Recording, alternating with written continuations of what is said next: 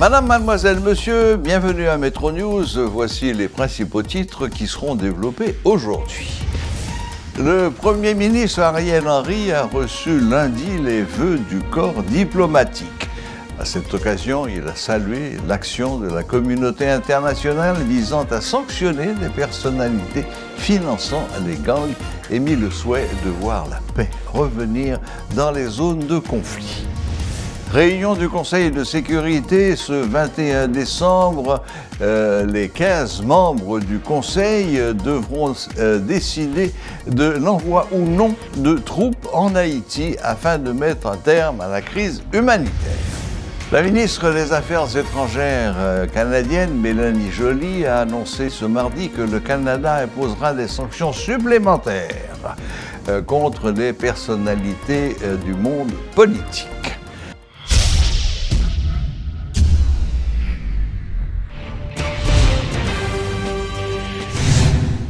Le Premier ministre Ariel Henry a reçu lundi les vœux du corps diplomatique. À cette occasion, il a salué l'action de la communauté internationale visant à sanctionner les personnalités finançant les gangs.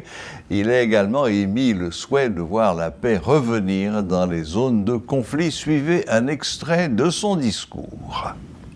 Nous avons sollicité l'assistance d'une force spécialisée pour accompagner la PNH en vue de rétablir l'ordre sur l'ensemble du territoire et de faire régner la loi.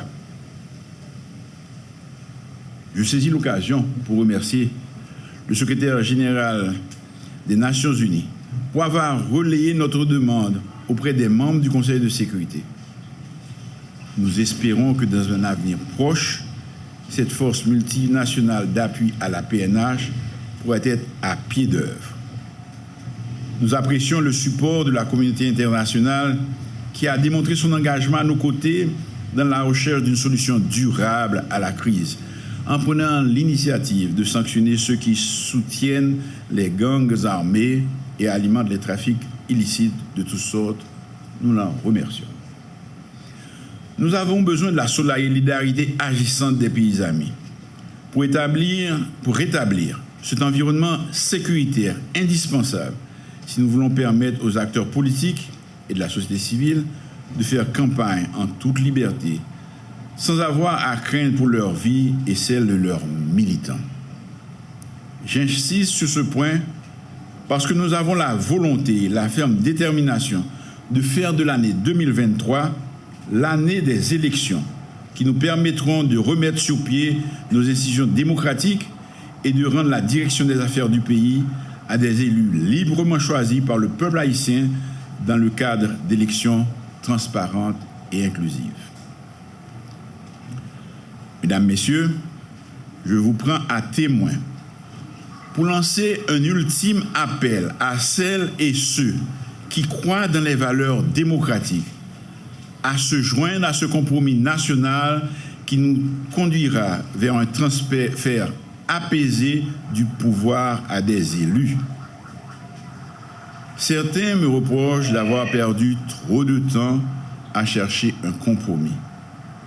Mais je continue de croire que c'était la bonne formule, parce que c'est dans l'unité que la famille haïtienne a réalisé des prouesses dans le passé. Et c'est dans l'unité qu'elle triomphera dans cette crise et s'offrira des perspectives de stabilité, de prospérité et de bonheur dans une Haïti pacifiée, une Haïti prospère, une Haïti à nouveau fière. La réunion du Conseil de sécurité des Nations Unies prévue pour le 21 décembre sera cruciale pour les autorités et le peuple haïtien. Les 15 membres du Conseil devront en effet discuter de l'envoi ou non de troupes en Haïti afin de mettre un terme à la crise humanitaire. Rappelons que M. Ariel Henry avait réitéré son appel en vue d'une intervention militaire. Le chef du gouvernement s'attend à une solidarité agissante des pays amis afin de rétablir un climat sécuritaire. La ministre des Affaires étrangères, Mélanie Joly, a annoncé ce mardi que le Canada imposera des sanctions supplémentaires en vertu du règlement sur les mesures économiques spéciales visant Haïti en réponse aux actes de corruption importants qui alimentent la crise dans le pays. Selon un communiqué des Affaires mondiales du Canada, ces sanctions visent 2 membres de l'élite en Haïti, les anciens ministres Berthe Dorsey et Liste Kittel. Les sanctions leur imposent une interdiction sur les opérations, ce qui aura pour effet de geler tout avoir qu'ils peuvent détenir au Canada. En outre, ces personnes sont interdites de territoire en vertu de la loi sur l'immigration et la protection des réfugiés. Le Canada annonce également qu'il a des raisons de croire que ces personnes utilisent leur statut de membre de l'élite économique pour protéger et permettre les actions illégales de gangs criminels armés, notamment par le blanchiment d'argent et d'autres actes de corruption. Le sociologue haïtiano-canadien Frédéric Boiron estime que le gouvernement canadien a pour obligation de restituer à Haïti les avoirs des personnes sanctionnées. Selon lui, ces montants doivent être utilisés à la reconstruction du pays. Le Canada, c'est un pays de droit. Maintenant, m'espérer que moun qui dit ça, qui prête à contester, que y a des arguments solides. Ça y reproché, c'est que le Canada pas dit pour qui ça y sanctionné. Donc là, c'est avec avocat pour ouais, je pas penser que c'est rôle moi comme sociologue pour me rentrer dans le débat ça. Tout ça me connaît que dans un pays, dans un état de droit, eh ben moun ça y doit contester ça. En même temps, c'est le droit du Canada de dire qui est-ce qui vient dans la Kaili, qui est-ce qui investit la Kaili. Si, par exemple, si nous prenons Kai Rony Célestin gagné dans Laval, qui ont Kai qui 4,25 millions de dollars, que tout système n'a accepté que Rony Célestin achète Kai ça. Parce que son Kai qui payait cash, si bien comprendre ça, monsieur te dit lui-même. Ça veut dire que gagner système bancaire haïtien, quitter transaction à passer, mais système bancaire canadien, quitter transaction à passer tout.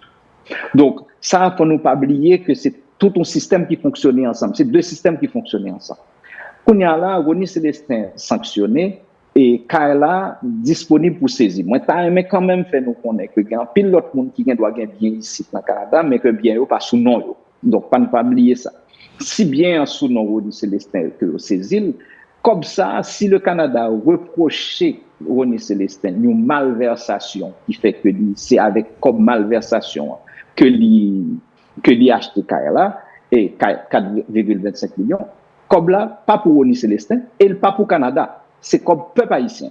C'est comme peuple haïtien et c'est peuple haïtien qui, par ses représentants, qui pour décider qui ça a fait avec. L'ambassadeur du Canada pas qu'à décider qui ça l'a fait à un bien qui pas appartenu au Canada. Si l'argent ça, c'est l'argent sale lié que Rony Célestin ta la malversation, dans magouille, il prend en main peuple haïtien, c'est à peuple haïtien de décider ça l'a faire avec, c'est pas l'ambassadeur du Canada qui impose ça qui fait comme ça. La crise économique s'est fortement accentuée au cours des derniers mois. L'Institut haïtien de statistique et d'informatique indique dans son dernier rapport que l'inflation a franchi la barre des 47% en octobre. L'économiste Enomi Germain explique que les causes de cette hausse sont multiples. Parmi les causes externes, il cite la guerre entre la Russie et l'Ukraine. L'inflation internationale est importée en Haïti. Les prix des produits importés ont augmenté de 61% contre une hausse de 39% pour les produits locaux. Parmi les causes internes de cette forte hausse, M. Germain cite la pénurie de carburant et l'insécurité. À moins d'une semaine de la fête de Noël, les citoyens de la capitale expriment leurs préoccupations par rapport à cette tradition. Dans un contexte sociopolitique bouleversé, il est difficile d'avoir la tête à la fête, ont-ils souligné. La fièvre de la Noël tarde à se faire sentir même dans les rues.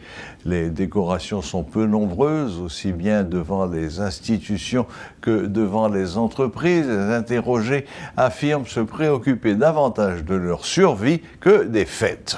Du côté des petits commerçants, comme chaque fois depuis 5 ans, cette année apparaît pire que la précédente. Suivez ce reportage de Rudolf Pierre-Louis et Guitry Choisy.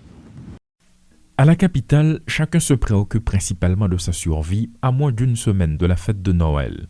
Des entreprises comme des institutions des secteurs privés ou publics présentent des décors sobres adaptés à ce contexte. Même si l'on dit souvent qu'une tradition ne se brise sous aucun prétexte, celle de Noël cette année est quelque peu négligée selon les constats. De simples citoyens comme des marchands d'articles de Noël nous donnent l'impression sur cette période. Il y a des années que les problèmes sociopolitiques portent atteinte aux traditions. La vie suit son cours, certes, mais nombreux sont ceux qui oublient à quel moment de l'année nous nous trouvons. La diffusion des chansons de Noël apparaît comme un rappel par rapport aux soucis de la vie. Dans les marchés publics, des petits commerçants comme les clients sont directs. Il est possible de souhaiter à quelqu'un joyeux Noël, mais dans la pratique, il est difficile d'accompagner ce souhait de quoi que ce soit.